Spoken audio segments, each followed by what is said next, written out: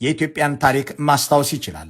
አሜሪካና ኢትዮጵያ በጋራ ጥቅሞች ጥብቅና ጥልቅ ትብብር የነበራቸው ኢትዮጵያ የባህር በር ባልነበራት ዘመን ነው።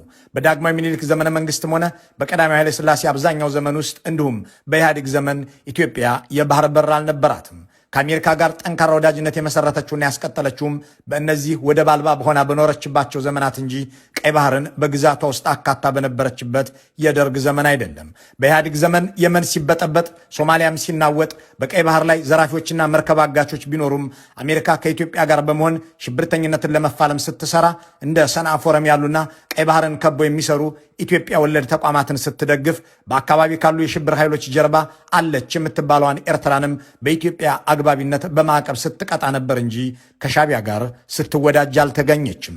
እናም ኤርትራን ተመራጭ ያደረጋት የአዲስ አበባ አገዛዝ ፖለቲካና ዲፕሎማሲን አለማወቅ፣ አገር የማስተዳደር ችሎታም አለመኖር እንጂ የቀይ ባህር ባለድንበር መሆኑ አይደለም።